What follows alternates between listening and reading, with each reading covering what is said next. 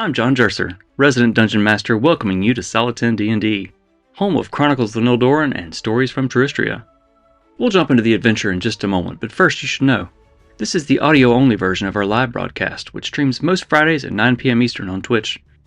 Our VODs are freely available after the broadcast, no subscription required. For past broadcasts, you can find the full story on YouTube. With that, gather your snacks, settle in, and let's get into the story.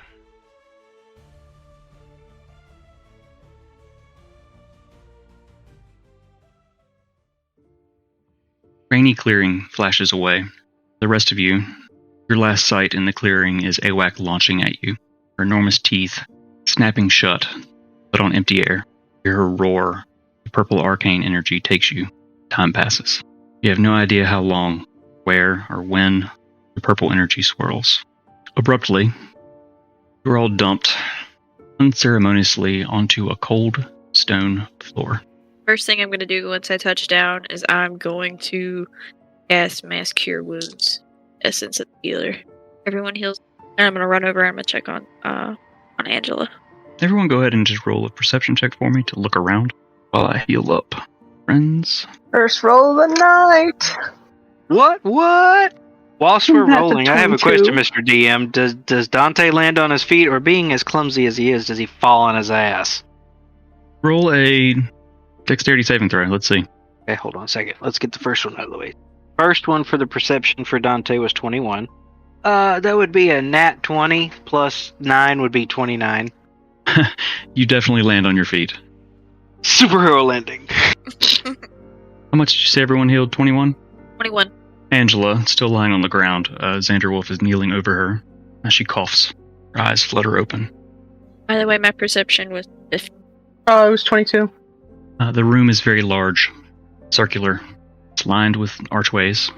Open, painless windows feel a soft, warm breeze blowing through them. Beyond them you see open sky, clouds below, land nowhere in sight. A great circular emblem marks the ground in the center of the room, one that matches the pins that you wear. A great dragon eating its tail, the Dracoroborus, symbol of the Ordo Antiquorum. As you look around, you hear footsteps approaching. Many footsteps, the jangling of mail and plate armor, as several soldiers burst from a doorway behind you, approaching you with weapons drawn. One guard steps forward, his spear pointed towards you. His tower is impenetrable. Watch where you point that pointy thing, though. Hey, We are the Nildorin. We're members.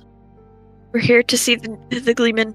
He looks you over, sees your pins, and he sees Angela lying on the ground, still coughing. She needs help. He looks to Xanderwolf, who is still kneeling beside Angela. He stands up, points at the soldier, and says, "You there? What's your name?" Guard stands up a little straighter, and "I'm Private Flannel Ticklebottom, sir."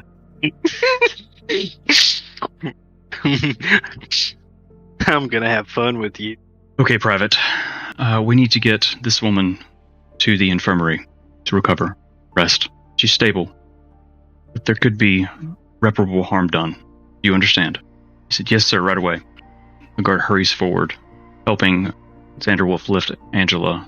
The two of them disappear through the door without another word. As Xanderwolf exits, you see the Gleeman enter. He mutters a few words to Xanderwolf. They pass, and his great, big, fluffy white eyebrows are furrowed deeply. "Well, I didn't expect to see you so soon. I suppose it's good you're here. Come with me." Oh, hi, hello, how are you? Him isn't saying much. She's looking down at her feet. Didn't you miss me, Fluffy Grandpa? I'm gonna push. Oh, we're not walking yet. I'm gonna push past, just like shoulder past, Nim and Dante. I felt the wind brush against me. He continues walking through the same door that Xanderwolf exited. I'll take off after Dante does. Guards kind of meander off.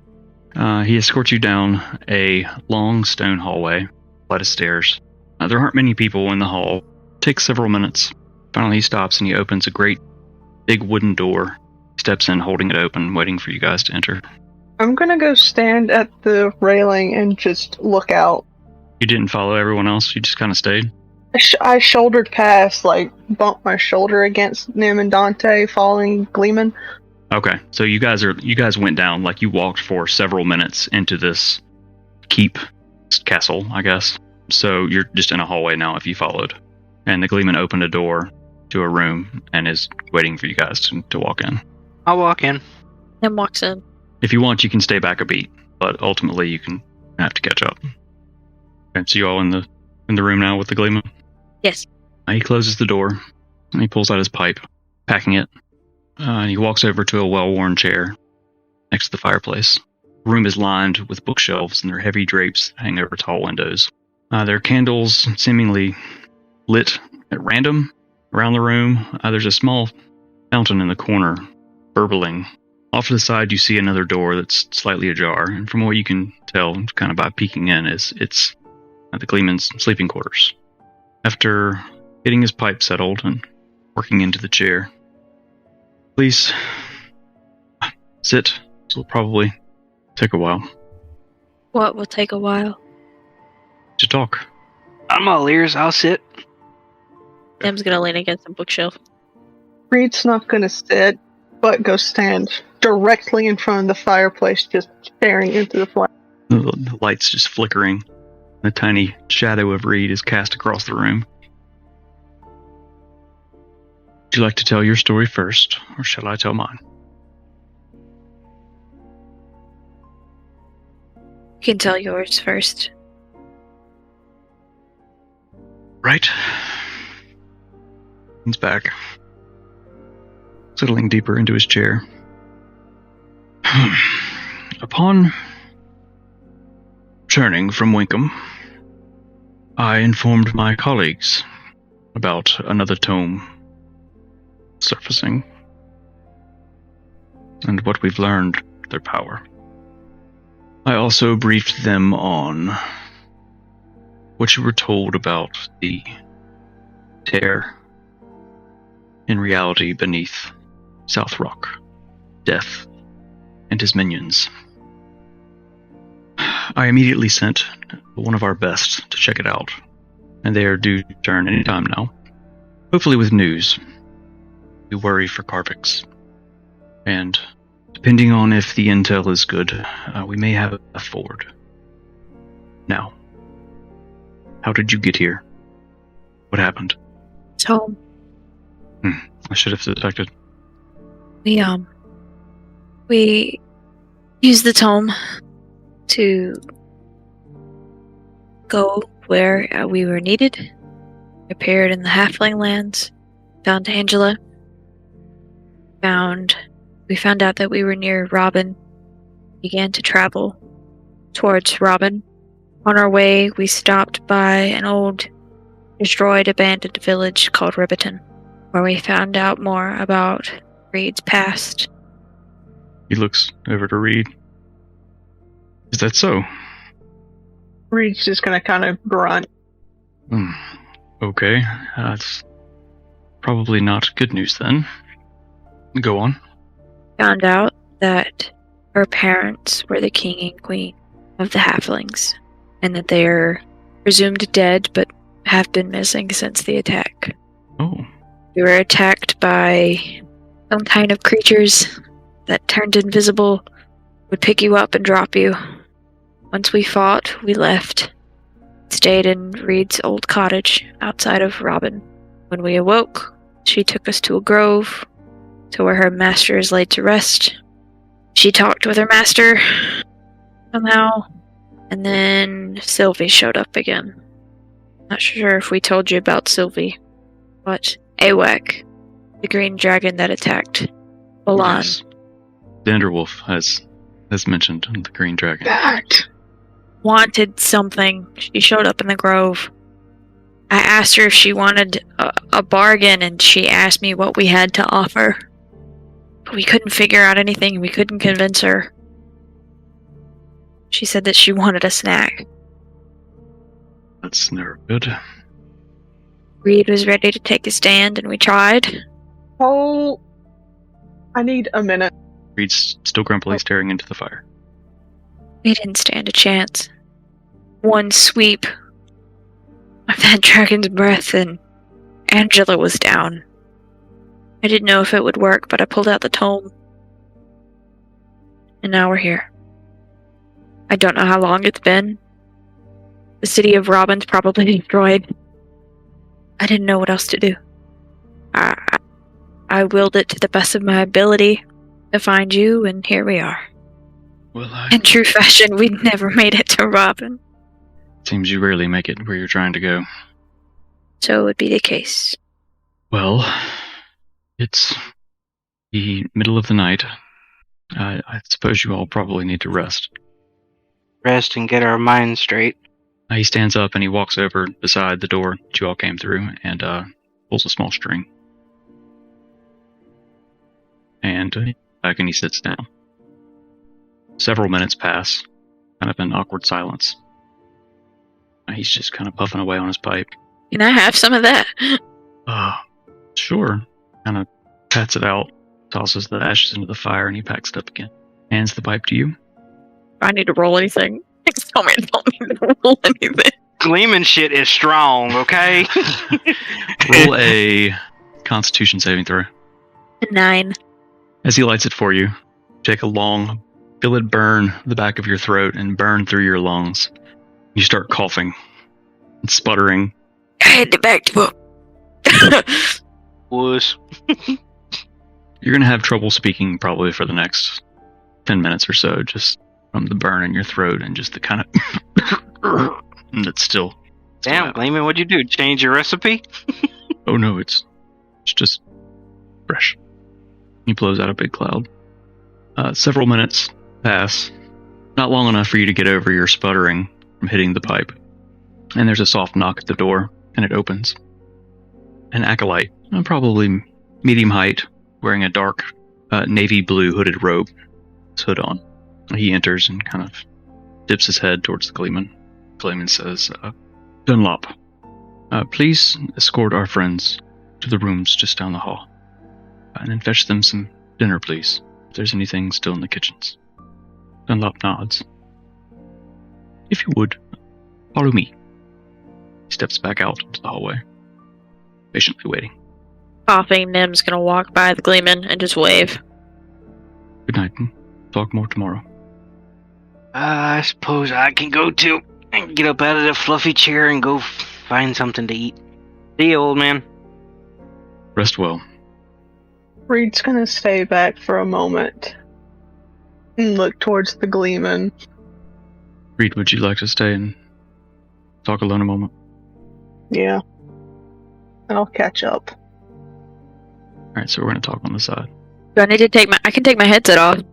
No, we'll keep it a secret to everyone. Oh. Yeah. Okay. Oh. So you two, Dante and Nem, you follow Dunlop up the hallway. It's not too far. It's around a corner. And into a room. There are 3 doors along each wall. There's a large table in the center of the room. Believing it's not there. There's a fireplace to one wall with a fire already crackling happily in it. Beyond the far wall, there's a window, and you just kind of see fluffy clouds. It's all that's visible in the night sky. Dunlop says, there are several rooms to choose from. Pick whichever you'd like. I'll be back shortly with something to eat. Thank you. Dips his head and backs out. Thank you. I'm just gonna go daydream out the window. There's not a whole lot in this room. Some tapestries on the walls. Mikey place he's got here. I must get the name of his decorator. How much time has passed? Not much. I still can't talk much. You should be able to now. Okay. What are you guys doing?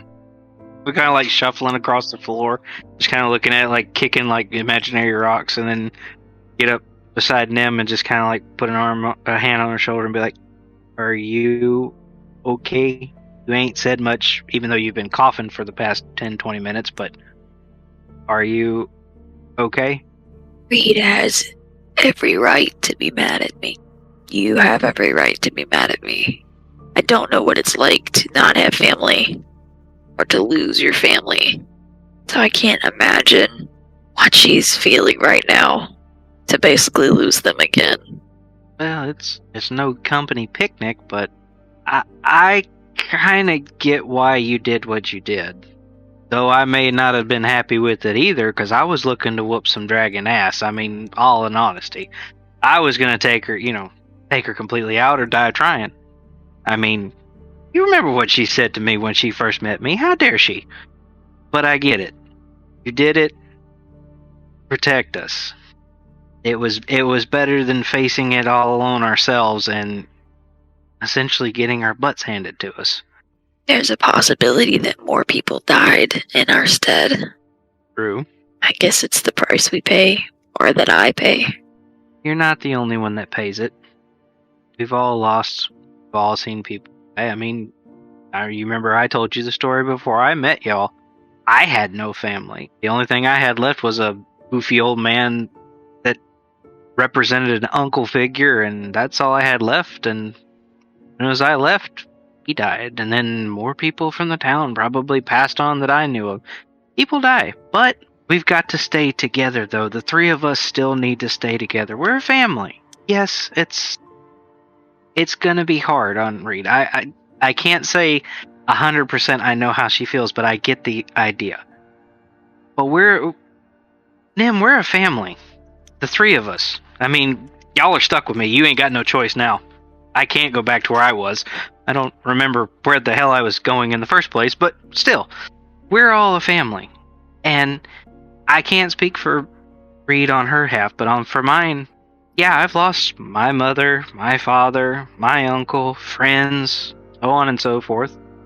But I have you two as family. So, essentially, in my case, I'm not alone. And we're not alone. We have each other. Yeah, it's a pain in the ass. And I could tell it was really hard on Reed. But guess what? We still have each other.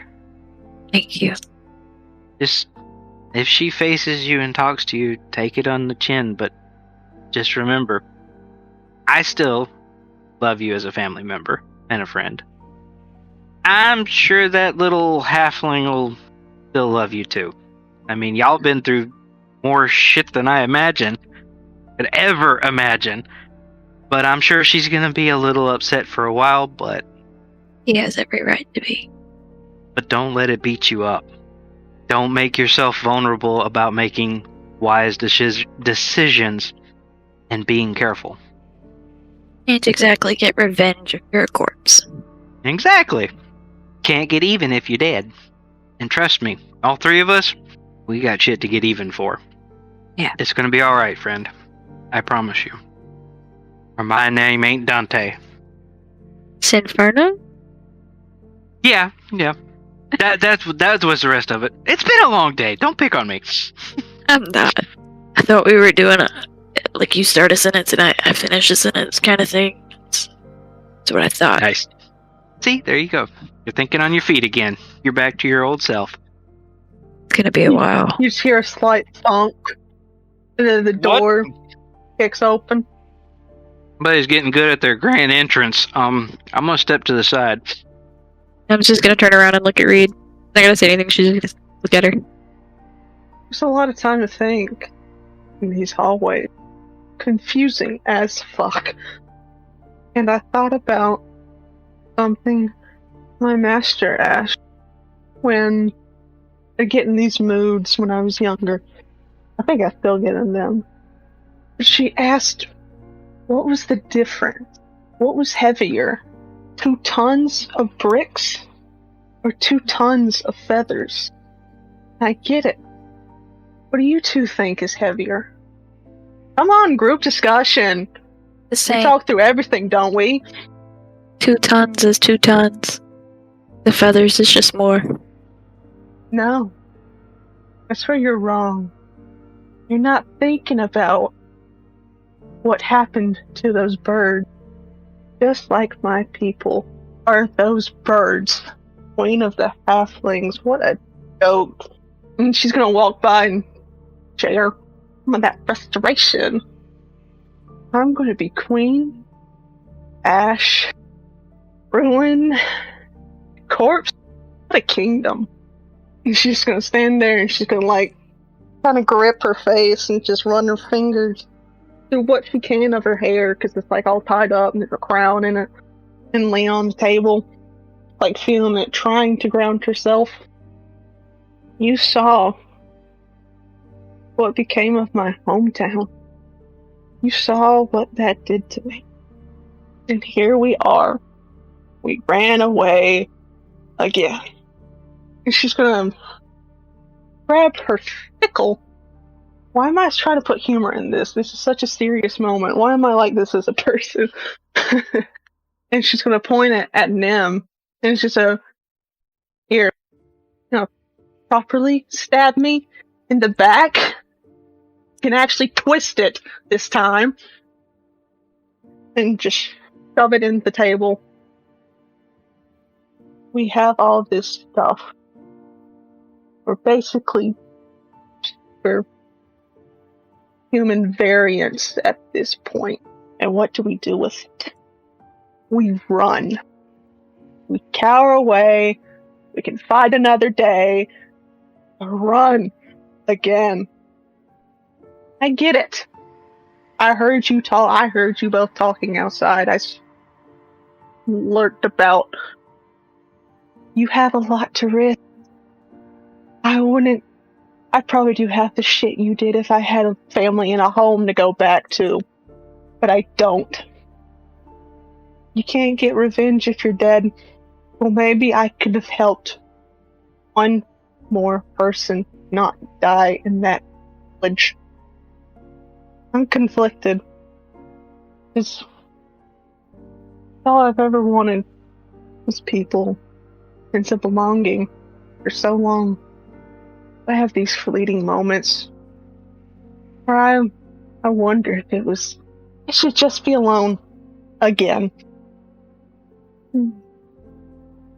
It's done. It's over. Off to our next crisis. Let's see if we can actually get there. And with that, I just go into my room and I slam the door. Dinner. The room is small. There's a single bed and a chest and a window. There's a tapestry on the wall on another thin rug on the floor. But otherwise, it's pretty plain. So it's just Dante and him in the common room. You still love me, huh? Me? Thank you, Dante. Thank you for being here. No problemo. You'll forgive me. I must excuse myself for the evening. Hope that dinner is wonderful, and I hope that you rest well. Good night. And then we'll go to the opposite side of the room and go into a room by herself. About the time your door closes, the main door, common room opens again, and Dunlop comes in with 3 steaming plates of food. Looks around. I guess they weren't hungry? Don't even go there. Well, I hope you're hungry. And he sitting the plates on the table. Thank you very kindly, Dunlap. I guess I'll eat by myself tonight. Oh, enjoy your meal. And backs out of the room. Party and family of 3. We're all by ourselves tonight. Lucky me. What the hell did I get into? Oh well. Dante gonna be a fat piggy. He eat. He eats. The thickle still stuck in the table. Makes a nice centerpiece. So you managed to eat. Roll a d20 for me. Just roll. Let's just see how much you eat. Great, here comes gluttony. Danger. I've got a 14. So you managed to eat a lot of it. Almost 2 full plates. Before you kind of sit back and you're just like, oh, the most you've had in one sitting in a long time. You're grateful it wasn't mammoth or some type of just random wild game. It was edible. It wasn't meat chunks. It was a well-balanced meal. Could have used some salt. You gonna turn into bed? Yeah. Okay, so you go and you find Another one of the rooms. Wonder if I should put a chair against the door to make sure I don't get, a midnight visitor. Better safe than sorry. Alright, so you all rest. Probably tossing and turning and lying awake, staring at the ceiling, I imagine. Thinking about all that's happened over the past few hours. It wasn't night when you left. It was still early morning, but somehow it's night now. The weird effect of traveling with the tome. You still haven't quite figured out how much time you lose or gain or what happens with that. So everyone take a long rest. Yay, I got all my luck back. The night passes and you wake, each in your own small rooms. What are you guys doing? Is there like a like the pitcher, like to clean yourself up with? Yeah, I'm talking about. Yeah, just basic horse bath. Or horror's bath. Nim's gonna take extra time this morning to clean up and get ready. Take it extra long. Dante? I'm just staring at the ceiling, trying to get that wonderful food to just settle. Your tummy. Oh no. Oh, hell no! It grumbles. You be quiet! You be quiet! Don't talk to me like that! Is there is it just basic guest rooms? Yeah, pretty much. It's almost like a barrack in a way. What you looking for? Nothing. Nim's probably gonna, after cleaning up, Nim's probably gonna write down in our notebook. Spend some time writing down your thoughts. Finish up. I guess I'll walk into the middle room with all my Kinda stuff and things. I'll poke my head out the door, just kind of look. It's safe? Nim's just gonna chuckle, not say anything. As both of you kind of walk out, is that the thickle is gone. It's no Hey, longer- wasn't there something shoved in the table there earlier? And Reed's door is cracked a little bit. Em? You check. Damn it. We were warned last time about waking her up. Don't you remember what she said the other day? Yeah, for well. So you're gonna send me in to get yelled at. Fantastic. I'll do it. I'll take my bow and kind of push the door open. Great. As the door opens, you feel a breeze blowing through the room. Ooh. And the window is thrown completely open. The curtains are swaying gently.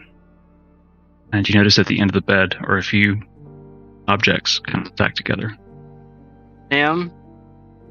What? Is she sleeping hard? What? Yeah, she's really sleeping hard. So hard, she's not here. What? Nim's gonna burst into the room, Get your fluffy in here and look. past Dante. The first thing you notice when you bust in the room is the stuff at the end of the bed. What is it? Looking more closely, you see a blue ribbon. You see what looks to be a young dragon's tooth, a few green baby dragon scales, and a sketch that you drew of Reed's family.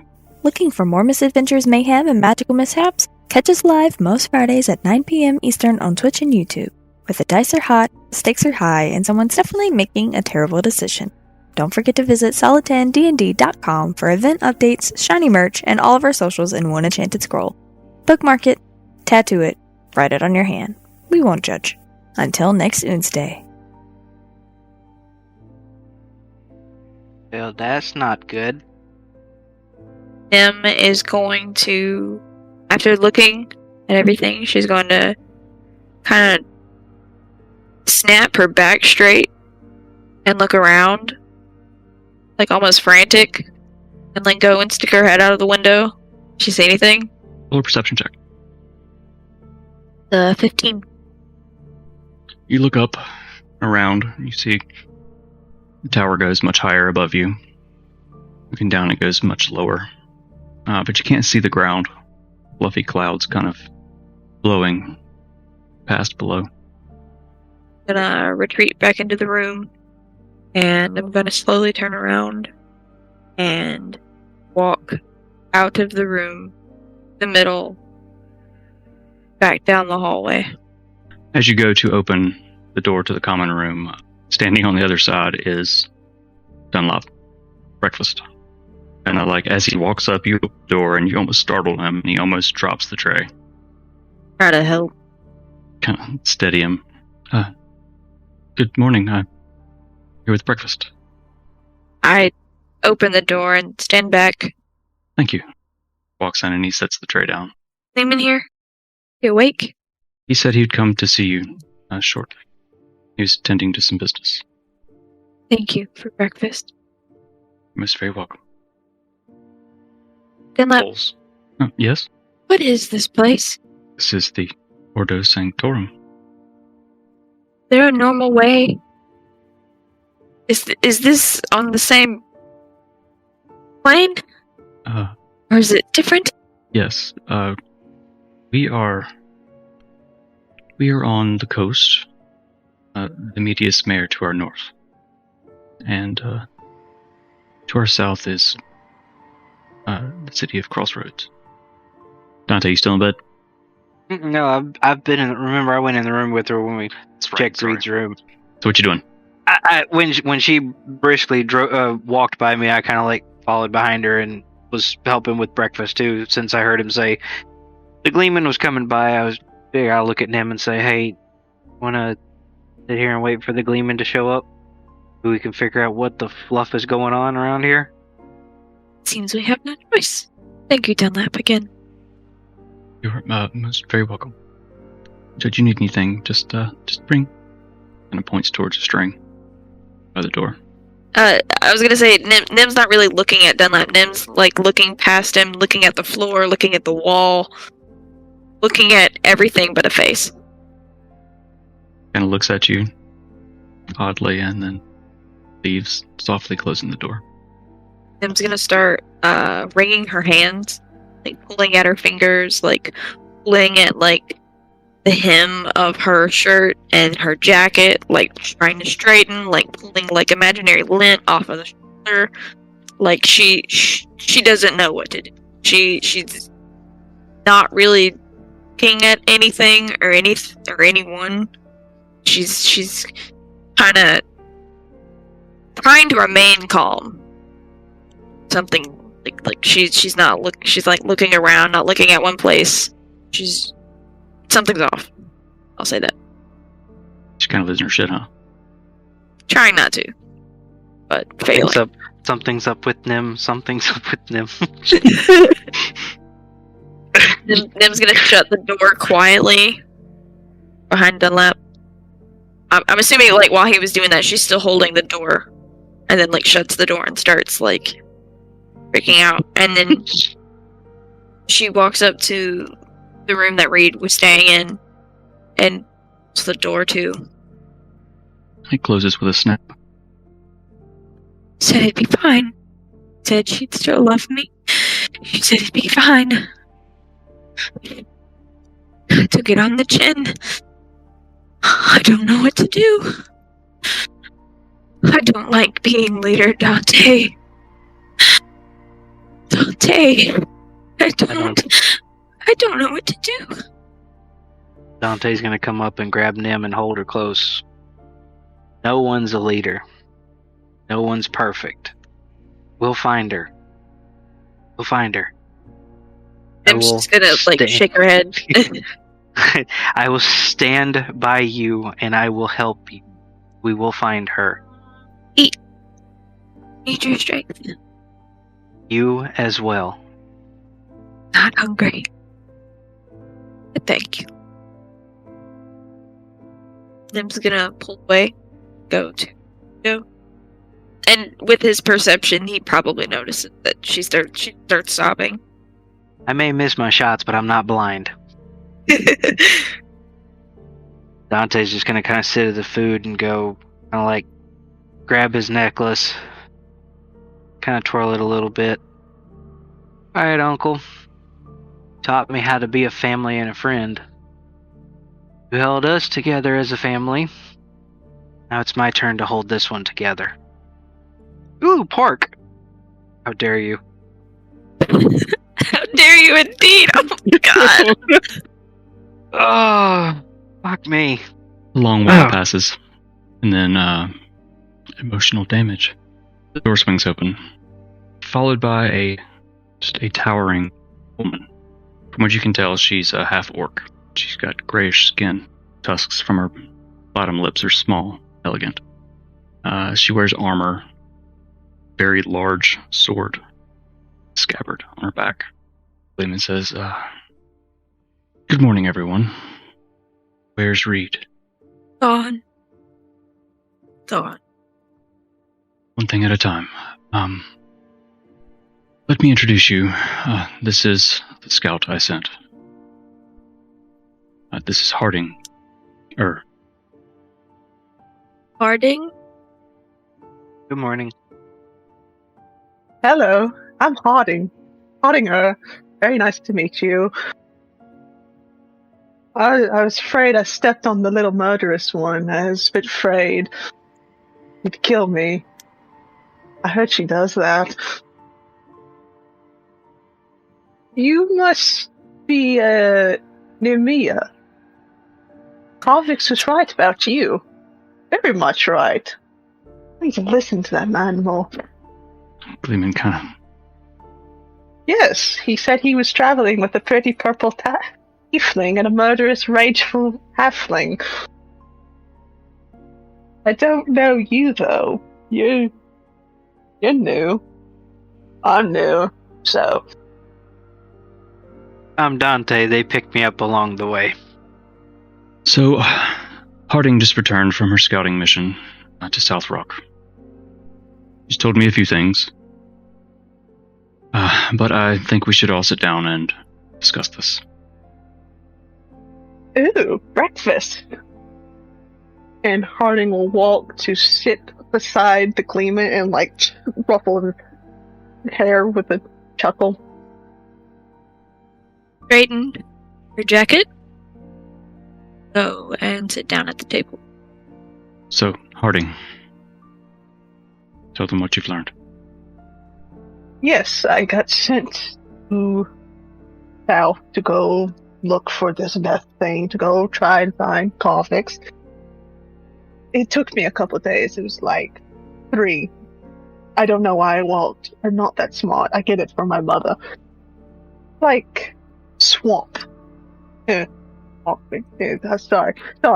But I found minions of death. And I just started slashing my sword all about the place, as I would do. It was this cave. I didn't enter because it was dark and deep, and it was me. While I am a wilderness explorer, I was a bit frightened, so I had turned back to report. There was a weird vibe going on there. I felt it in my left hip. I didn't quite enjoy it. I definitely lead with caution. You're laughing. There's a man dying in a death stronghold, and you're laughing. Alright, you threw me off with the left hit thing. I apologize. I feel lost with it. As we know our next task. I agree. How far day's travel is it here? Well, let me think. There's a lot of math involved. It makes my brain hurt. You see, if we just start south from here, walking, it's going to be 3 to 4 days. If we want to take this, but hopefully put some energy into it, maybe get a car or something from the Order of Dracorboris north. We be in a hurry. We get there a little bit faster.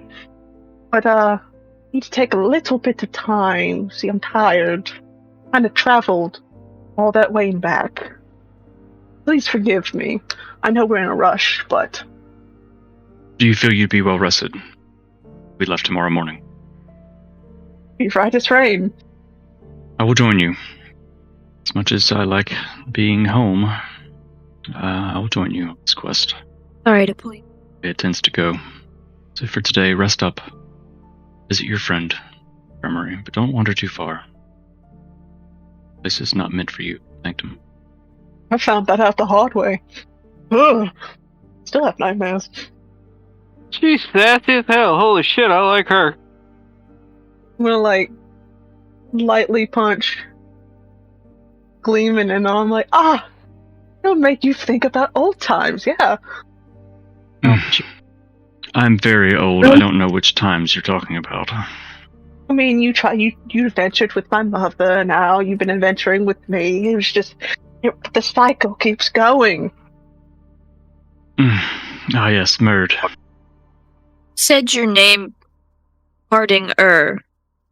Mother's name was Murd. Yes. I never said my mother's name. Are you in my head, you witchy folk? The Gleeman. The Gleeman said her name. Oh, yeah. Ooh. He's like an uncle to me. My mother had this one mission back up in Starfall. She found this dart-throwing lady, and she became my other mom. Don't ask me how that works. I don't know how it works. Mm-mm. Oh, not even Dante ain't touching that with a 10-foot pole. It's magic. That's all I can think of. So, Nim, Dante, the Gleeman, and the Harding are all still in the common room. The Gleeman going to go collect my things tomorrow and get ready for our journey. As I said, rest. Visit your friend if you'd like to, but don't go far. And he turns and he leaves. Nim's going to push the plate away from her. I guess she sat in front of one. And take out her notebook and start writing again. Are you gonna eat that? You can have it. Darling. Thank you.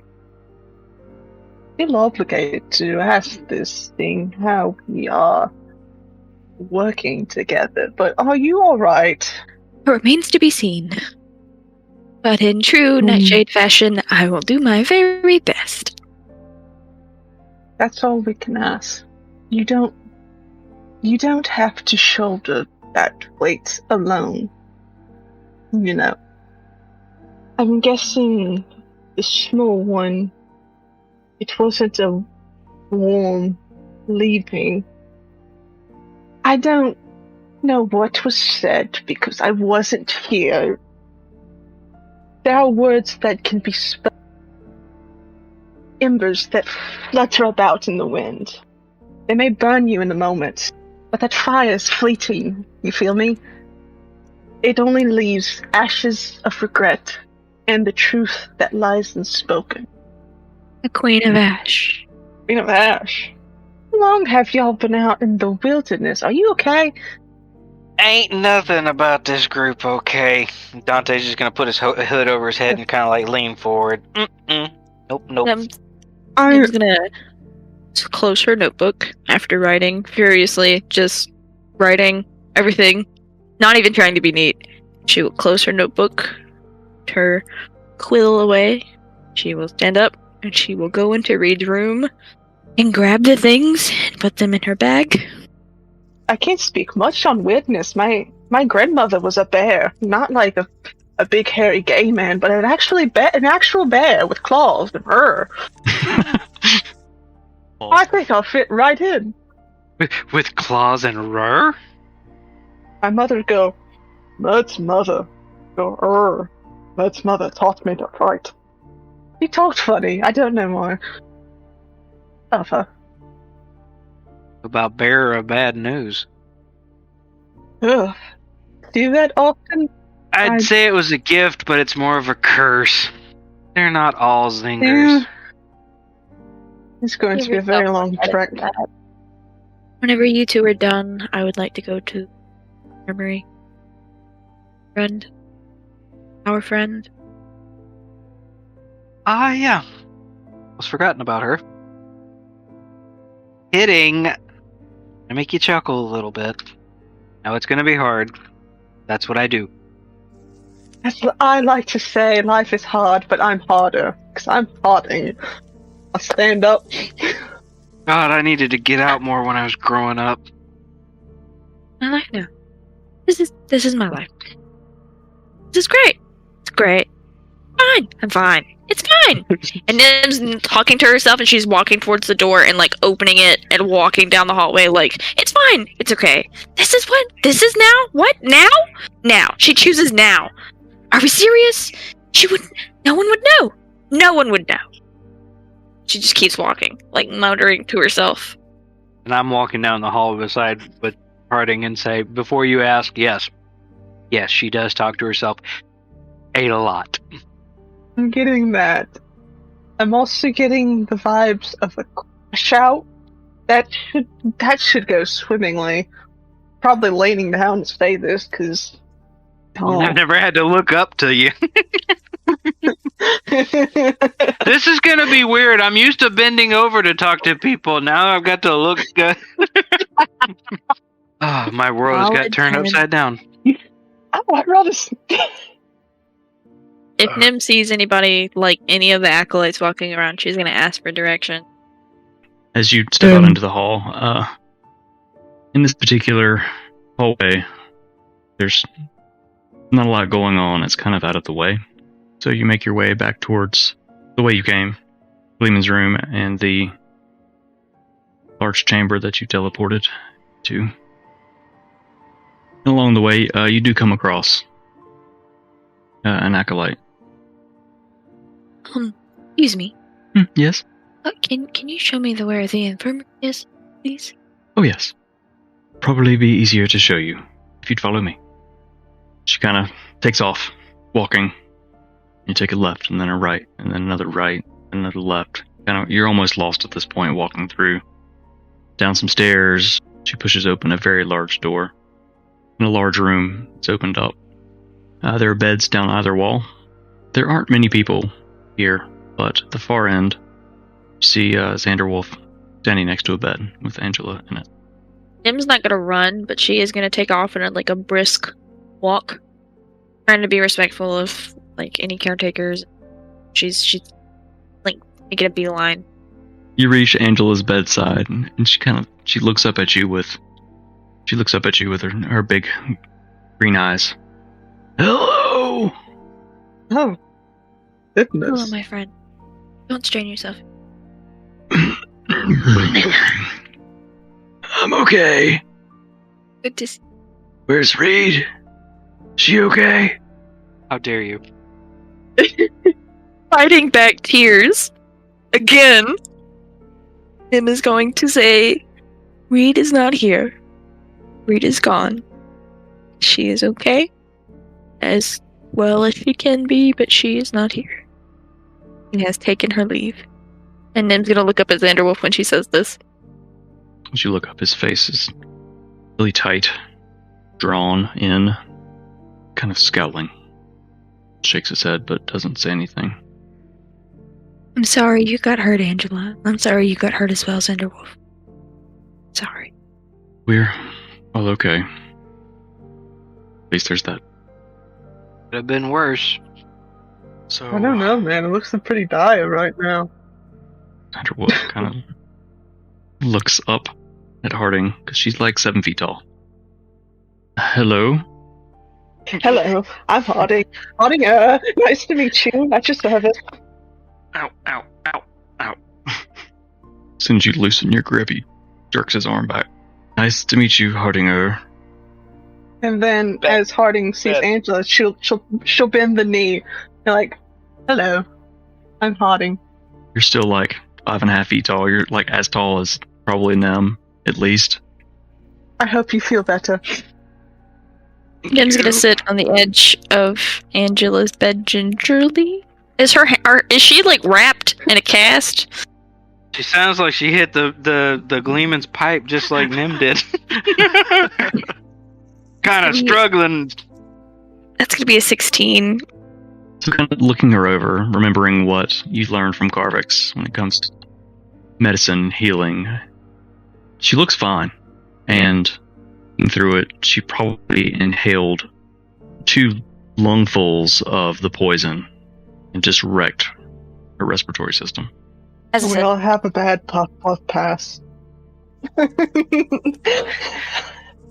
gonna gingerly sit on the edge of the bed like I said she was, and she's going to take Angela's hand gingerly. I'm sorry again. I hope that the recovery is swift here. Although I know you might be, I hope you're not in much pain. I'm fine. I'm apologizing. You didn't do this. Dante really wants to just take his bow and bob Nim on the head. Quit apologizing. You didn't do anything wrong. Stop Nim's apologizing. Nim's gonna try to grab the bow. So, Dante, roll an unarmed attack. Nim, roll a dex save. It's a 5. I rolled a 22. 18 plus 4. So as he's whacking you in the head, you kind of swat trying to catch it and miss. He wraps you in the back of the noggin twice. What's your unarmed strike damage? 1. 2 points of bludgeoning damage. As well as 1 billion points of emotional damage. Going to stand up and push between, like, does it solve anything? And with Harding's lay hands on the healing thing. Mm-hmm. Restore her 2 points. And it barely hurts. The hurt is gone. Nim is going to let go of Angela's hand and turn and look at Dante. She's going to make her eyes flash using thaumaturgy. Mm-hmm. She's not going to say anything. She's just going to make her eyes flash and, like, stare dead at him. Nim's going to walk over to Xander Wolf and reach out a hand. Like a handshake. He takes your hand. I'm glad you're still here. So what is the plan now? We're leaving in the morning to go find Carvix. Harding and the Gleeman are going with us. Oh. Harding knows the way, so she'll guide us. I know the way. Do you know the way? Of course I remember the way. Probably for the best that you stay here and recover. Keep an eye on Angela. But thank you. Deserve a long rest after.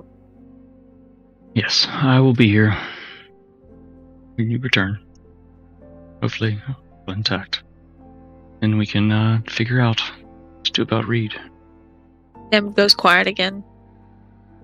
Is there a library of some kind that's not the Gleeman's room? I don't know that he's actually ever been here before. I'm not sure, but I imagine they probably have a great library here somewhere. Rest well. Nim's gonna start walking back towards the door again. Kind of pats Harding's hand and shrugs out of it. Not to be mean, but just like as she walks away. So you are now back in the hallway. Very plain. Stone hallway. I mean, I guess there are a couple of tapestries here and there. But it's an internal hallway, so there's not any windows. Is it just me? Do they follow? Are they still talking? What's going on? I don't know. What are you guys doing? I followed. I'm right behind you. The tailcoat now. Lucy. Very tall caboose. So you can go either left or the way that you came from to the right. Go left. That's the way I would go. Let's go left. Just a slight suggestion.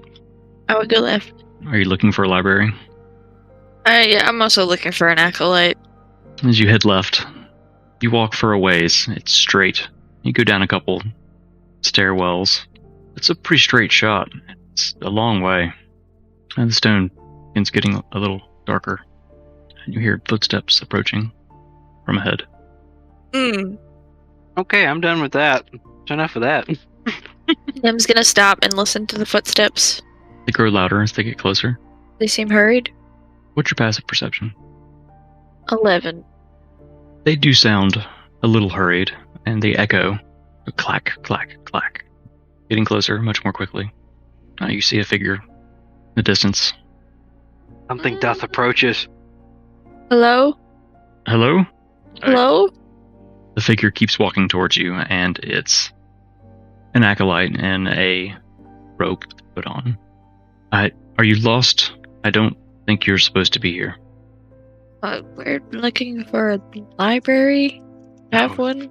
You're in the absolute wrong direction. Let me help you. My apologies. Follow me. Lead you back the way you came. Place is like a maze. At this point, it's probably approaching lunchtime already. Everything that's happened. And eventually, through the labyrinth that is the Ordo Sanctum, the acolyte pushes open some large doors.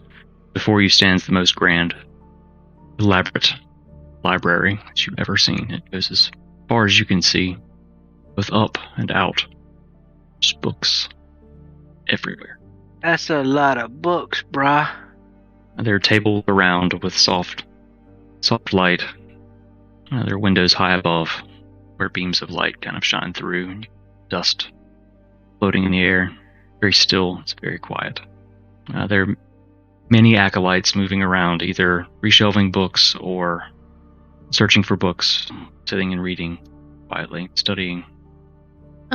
Nem's going to lean towards the acolyte that showed them the way, and she's going to whisper, "Thank you," being respectful of those studying. Nem's gonna walk along the stacks and find an empty aisle. She's gonna use Librivis to just pick a book and float it to her. Nice. And she's gonna use it to flip through some pages. So, who are you floating a book to? Myself. I am floating it in front of me, and to keep from touching it, using Librivis.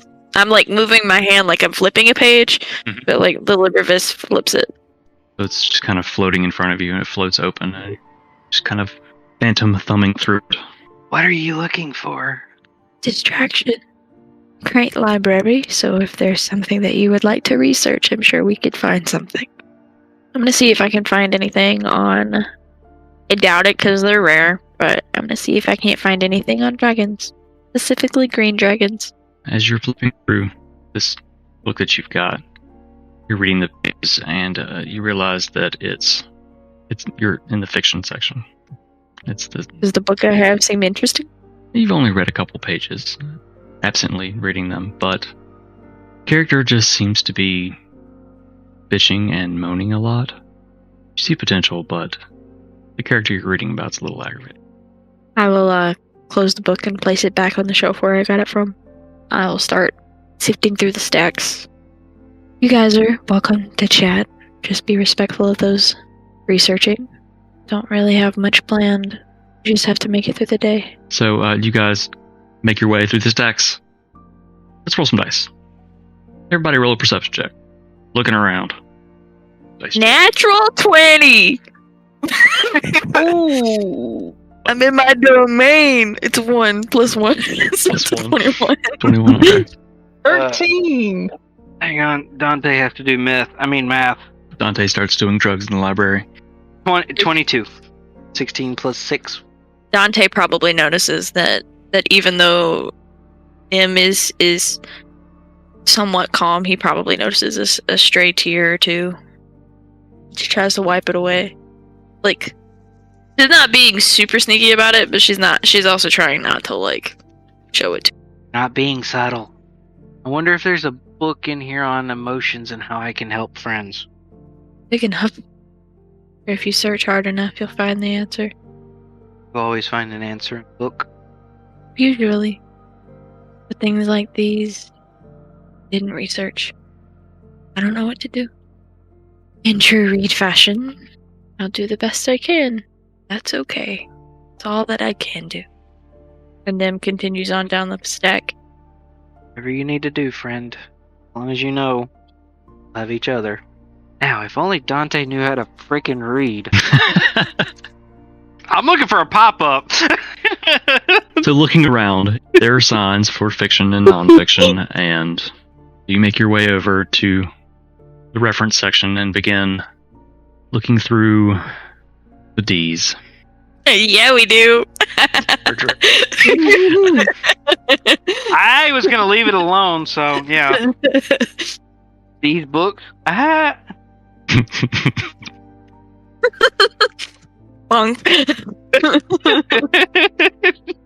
You find a couple books on dragons. There's not a lot, as the dragons have kept to themselves, as you know. Right. Those people that encounter them have probably died. That's why. But even still, you flip through, and there are rough. A lot of these seem like stories, like someone wrote down the oral history, and it seems inaccurate compared to what you know, what you've experienced. I will take the books that I found, is there like a lead librarian or anything? You did notice a counter with someone behind it. You entered the library. I will go up to the counter. Excuse me. Yes, hello. Hello. Forgive me. My name is Nemia. I'm fairly new to the Jakora Boros, but I was wondering if you take writings from adventurers. I have trying to do some research and realized that there are some blanks, obviously, with dragons being few and far between and keeping to themselves. I would like to contribute some information here. I can write it down and provide you with a manuscript of what I have. I was just seeing if that was something that you did. Yes, we can add your writings to the library if you'd wish. Okay. All right. Do you have some extra ink? Running a bit low. Of course. Reach under the counter and they give you a bottle of ink. Thank you. I will return this, and I will go find a table, and I will start writing everything I know down about AWAC and what Reed told us about her child. Just the basic things that we know. There's AWAC. Reed met AWAC's baby, which I don't think there was ever a name. He's going to start writing everything down about AWAC and AWAC's child, and then also, is I the Dread? Oh, was I the Dead? Nim is throwing herself into books and everything because it's the only thing that she knows how to. The only thing she knows how to do. I mean, you're welcome to talk to her while she does it, but she's just throwing herself into a book. Picks a book off a shelf and finds a nice cushy chair and sits down. And after 2 or 3 minutes, he is asleep. The book kind of draped over him. Mia, can I borrow your quill? Are you gonna return it? Yes, I just need it for one moment. Hesitantly, Nim hands it to Harding. I'm going to dip it in the ink and then go over to Dante, draw some glasses on his face, and draw a little small appendage on his cheek towards his mouth. Roll a hand check. Sleight of hand. Ooh, God, I missed my other stats. A 12. So you managed to get almost one ring around his eye. He's like, and kind of moves, snorting in his sleep, swatting your hand away. So Dante, you passed out reading a book, and Harding tried to draw glasses and an appendage, is what we're calling it. But she didn't get very far. You felt a slight little under your eye, around, and you managed, kind of half asleep, you swatted it away. Just to make like a one big line across his face. It kind of just nicks across because you kind of got around. You were being careful. Kind of got around, and then it just. He's got a little wing. Oh, these large fucking hands. And I'll go and return the quill to Nim, and I'll sit in front of her, watching. So, me about yourself. Well, I'm Harding. I grew up in Starfall. Our fault. It's a lovely place. There's this Christmas celebration every year, and then there's this extra celebration, the Gleeman, and my mother, and this weird farm boy, as my mother described him, kept making people smell like piss, is what she would tell me. And this really grumpy sorcerer fellow. Mother said he was a furry. I have no idea what that means, and I'm terrified to even know. I grew up there. Mother would tell me stories of her adventuring days because she retired, settled down up there. And then the Gleeman came back one day just to check things up.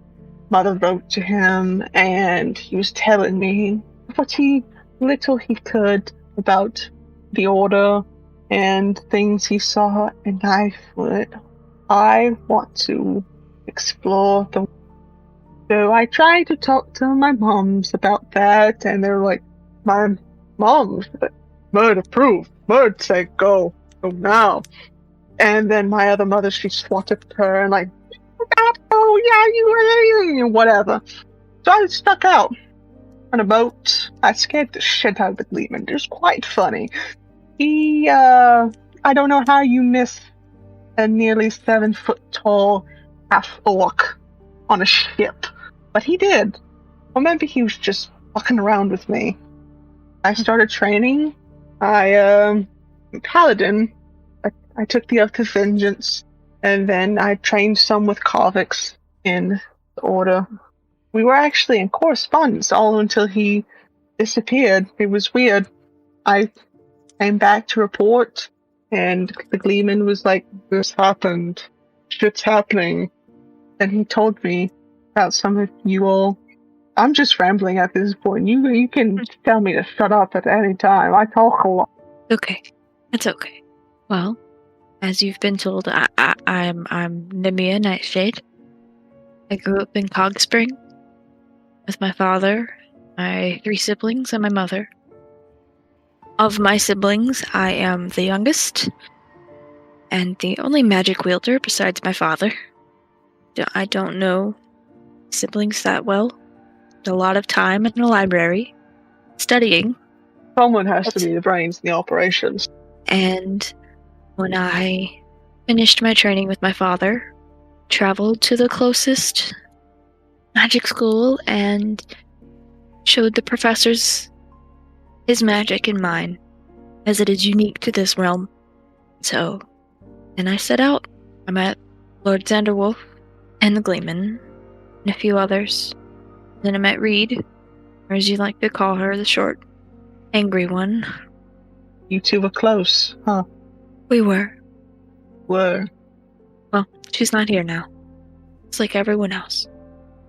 Anyways, forgive me. And then on the road, we had another tall fellow. His name was Taran. Big guy. You would have liked him. Very simple man. He stayed with a group. That's where we met Angela, the one in the hospital, and Korvix. Then we traveled some more, and now we're here. We've traveled a lot. We do a lot of traveling, don't we? Another thing about being an adventurer, I guess. You got me there. I don't know a lot. I kinda got my Mother Murd's brain, kinda, and on. We'll get Korvix back, and despite what happened with the short, angry one, don't give up. Hard to have a connection like that, unless she gets eaten by a dragon. It's all up in the air. Yeah, and this whole time, like, now that she has her quote back, Nim's writing everything she can about the dragon. Mm-hmm. Copying it over from her notebook. A good while passes. You've killed dragons. I've killed one, with the help of the short, angry one, and the sleeping one over there got the killing blow, and then the short, angry one killed the offspring of an ancient green dragon. I wasn't there. Oh. Know much about it, but yeah, I've only killed one. Reed killed 2. I haven't killed a dragon yet. I want to kill a dragon. The only dragon I do is dragging these nuts across my enemy's faces. I knew it was coming, I just didn't know when. I was waiting for it. This dragon talk, I knew there was going to be a Dragon D's joke. You've been here for a long time now. It's well past. Am I done writing? Boy. You've written quite a lot, even while conversing, multitasking. Page after page. I will, once I'm done, or as far as we have, I'm going to put away my quill, and I will grab the bottle of ink that I borrowed and make the writings up to the desk and turn it in. We will review these and add them to the library. Thank you for your contribution. If you, I'll probably be back with more. And if you need any help here in the library and I'm available, just send word. I'm at home between the stacks, so thank you. Nice to have another nerd among us. I'm gonna turn to Reed, or not. Oh, there it is. I was worried it would be me. I'm gonna turn to Dante Wound. and Harding and say, "Are you two ready for lunch?" Did you hear the drag in Lunch. your stomach? And it grumbles again. Has a mind of its own. Out now. Going to usher Dante out quickly. Alright, I'm going. Need to be in the nerd library anyway. You remember the way. This one wasn't. Or was it? It was a bunch of turns and stuff. Everyone roll an intelligence check. Let's see if you actually tried to remember the way.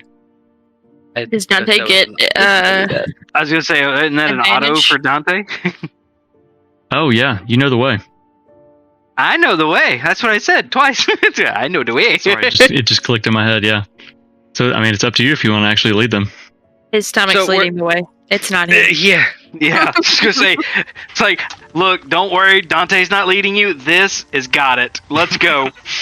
You kind of point your belly out, making it I smell pancakes this way. to drag you like up the hall. Floating with the smell of it. Whee! It takes Along you. the way, Nim's gonna reach into the bag and pull out the blue ribbon, tie it around one of her horns again. It takes Oh, you, God. probably 10 minutes, but you get back to your quarters, and there is lunch sitting on the table. It looks like it's probably been sitting there for a little while. Dunlop was disappointed you weren't there, but you don't know that. Nim's gonna sit down and try to eat. Food! Must eat food! Oh, no. Harding's digging Ange. Straight up. That's kind of hot. I guess Harding would probably know the way around this place for the most part, too. Alright, so you guys eat lunch. Late afternoon creeps into early evening.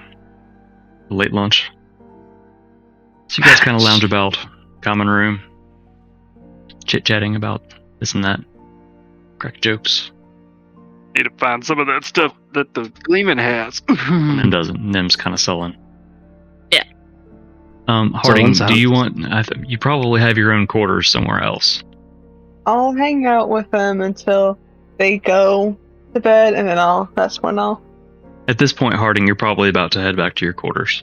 I'm going to lean down to Nim, like, I would like to offer some assurance. When I walk through that door and go to my quarters, I will return in the morning. You're very fragile right now, and I don't want to cause any more upset. Thank you. Rest well. See you in the morning. Thank you. Dennis, I wish you good night. Oh, no, the fuck she didn't. At that point, Nim cracks.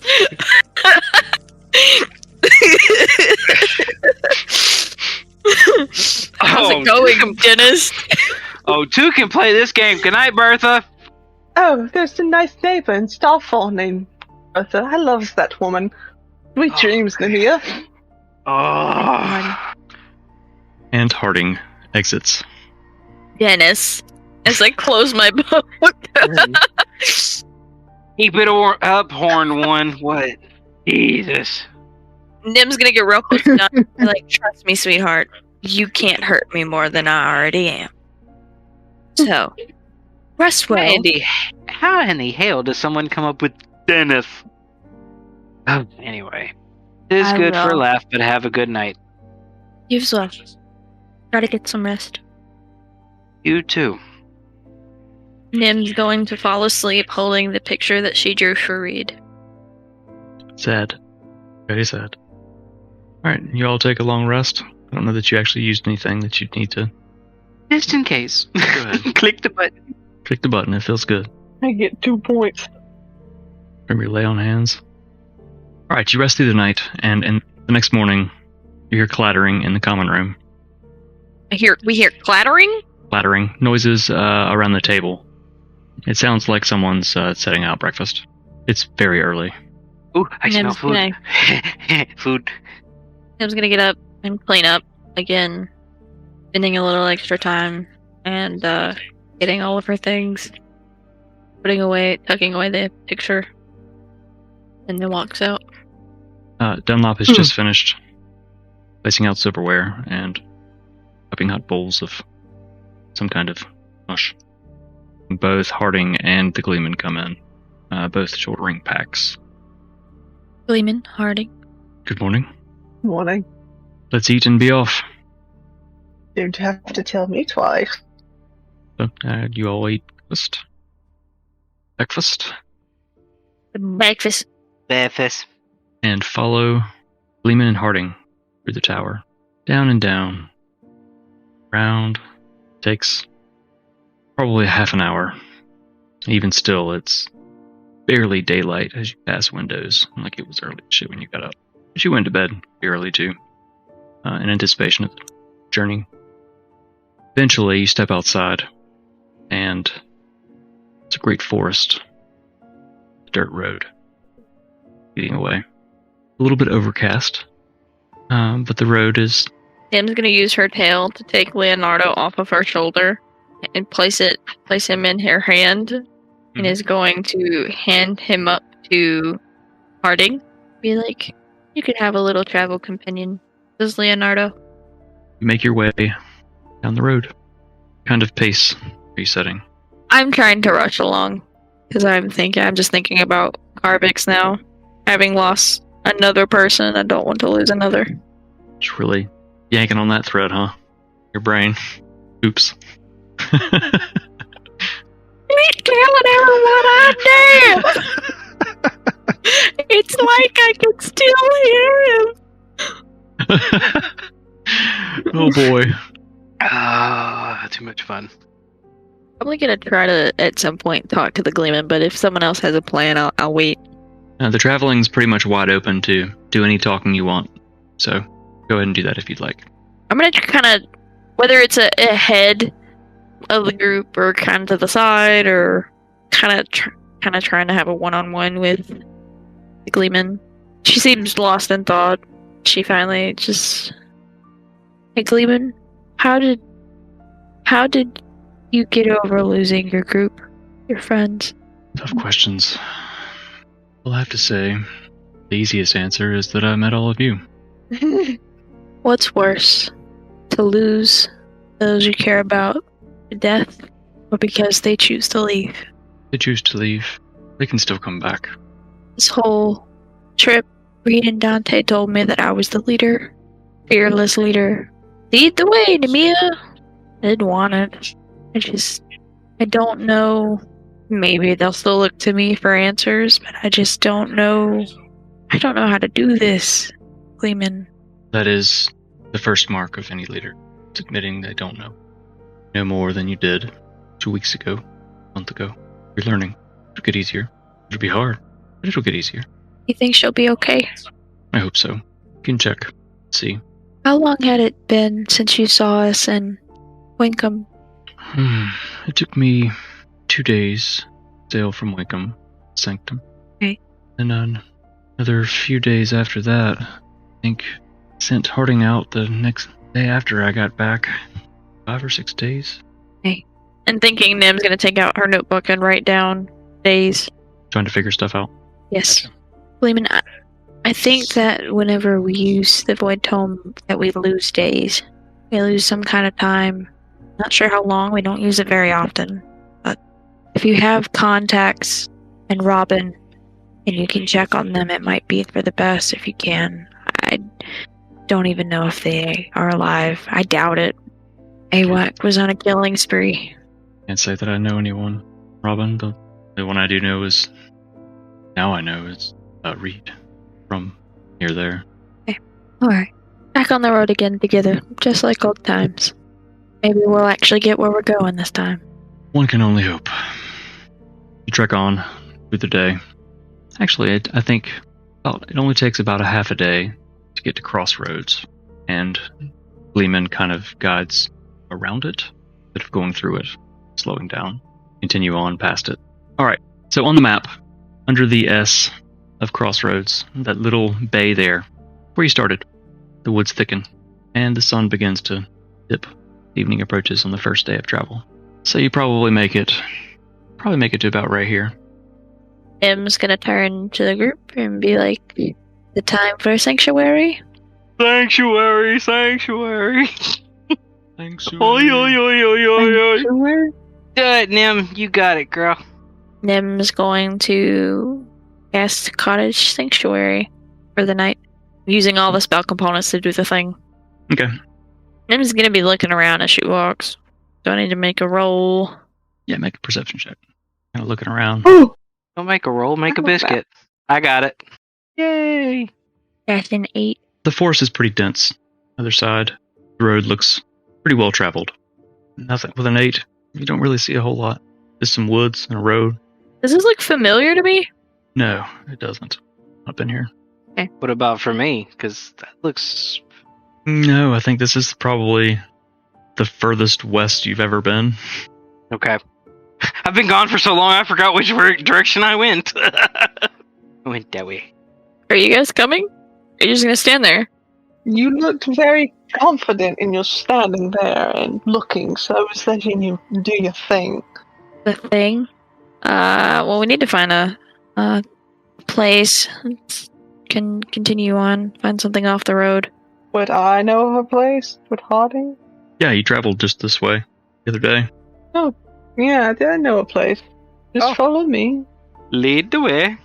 Lehman's kind of huffing and puffing, but Come on, old man. he's puffing on his pipe and just kind of looking up the trees. Don't pull your back, Uncle. Old peepaw man. Harding, I think you probably actually here a couple days ago. I was just here. Hey, Nim, this looks like a good spot. Alright, guys, stand back. And I will cast Cottage Yoink. Sanctuary. I'm gonna put it right here. Just gonna drop it on top of where that was. What are the dimensions of that again? Hold on. 20 by 20? I thought you had a thing for it. Guess we'll go with gray. So, you cast the magic. Casting Cottage Sanctuary. As the little cottage just magically appears in front of you, clearing. And holds open the door. Am I on drugs? Did she just poof a cabin? Your eyes do not deceive you. She poofed a cabin. This is what we call glamping. Oh, After you. I think I've been sleeping in a sack on the ground all this time. Nim's gonna hold open the door and bow. After you, milady. Thank you. Do I need to dramatically bend down? You do have to dip your head to get in. As she All the walks bumps. past, I'm gonna say, oh, watch out for Billy Lurch. Oh, It's kind what? Black shimmering face person thing is kind of in the room. This random man. After you, Nim, you're not going to stand outside all night, are you? Well, I'm holding the door open for you. Silly goose. Go Aw, in. You're so sweet. Thank you. I'll throw my stuff on this bed, and then I'll go up to Billy Lurch, and I'll grab his hand. It's like, hello, I'm Harding. Nice to be in your presence. Doesn't say much. Billy, what's up? High five. But if you need anything, just ask him. Fires crackling. Nim's gonna climb up in the top bunk of the one that she's on. Echo bottom. Bunk. Can't say anything. You guys want to do anything else, or are you just going to go to sleep? I don't have much to do. Nim's probably humming to herself. Drawing. Writing. Usual. I don't really have anything else. Alright. Will you all sleep through the night again? Wow, you guys have really gone through this. Like the time I think you've gone through in one session. I'm gonna snore loudly. Oh, yeah. Dante's going to hear it sit up. Oh, hell no. She snores. I'm going to start howling. I would like to think that Nim stays up that night, just writing. She's just writing and drawing, doodling. She doesn't sleep much. Technically speaking, Dante got on the other top bunk there in the middle and just looking at Nim like when he hears Harding snore, looks at me like, you've got to be fucking kidding me. Just throw the pillow over it, you'll be fine. Not that. That bothers me. Remember, sensitive hearing, even in human form. Ugh.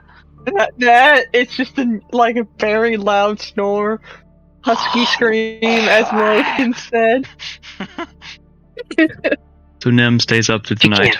Everyone else, the Gleeman is also snoring, but much more softly, facing the wall, being mostly respectful. What a gentleman. The next morning comes, sunlight rising outside the windows. Nim, since you didn't sleep much, you suffer 1 point of exhaustion. After a hard day's travel, you guys didn't eat dinner either, but you had breakfast and lunch. You had breakfast the previous day. I guess you may have eaten on the road, but it is now morning. Billy, the unseen servant, is busy making breakfast for everyone. Nim's gonna tell Billy, or she's gonna get down from the bunk and start helping with breakfast. She still has the seasoning packed. Or the seasoning. By the time you all get down, it's pretty much mostly done, and it looks just like bland slop. You could sprinkle some seasoning in it, but you all gonna eat breakfast? I'm gonna wake up and like rise up, but bonk my head on the top. I'm like, son of a bitch. What the fuck was that? It shook the whole place. Oh, it was you, Big Bertha. Good morning. good morning, Dingy. Fuck me sideways. She's never gonna call you the same name. I love it. Harding, did you actually get his name the first time? Yeah, it was fucking David or something.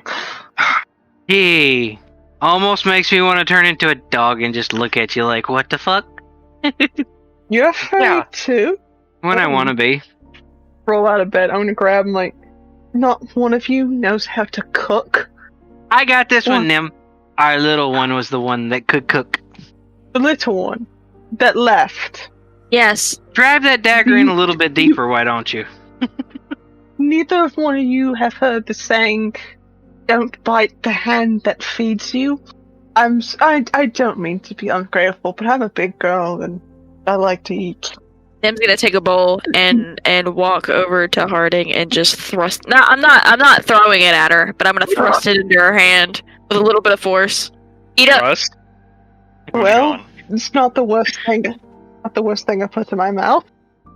The Gleeman gets up, red-eyed. His beard looks kind of matted. His hair is kind of sticking up one spot. Good morning, Scruffy. Kind of finger combs it all back into place. Knuckles his eye. Take a bowl over to the Gleeman as well. I'll be a little bit more gentle. Good morning. Morning it is. Eat more flavored breakfast. I will have to get a cookbook next time we're in town. God's help us. When you're all ready, I'll be outside.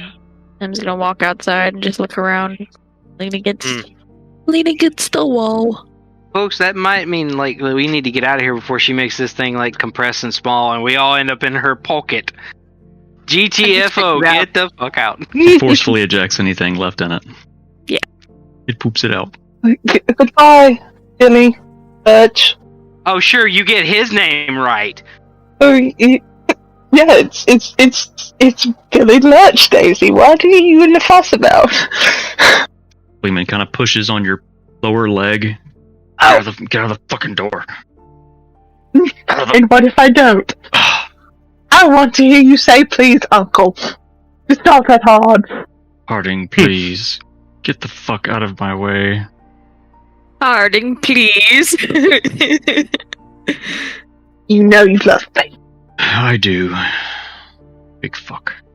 Alright, so are you going to dispel it? Yes. You might want to dispel it before you leave.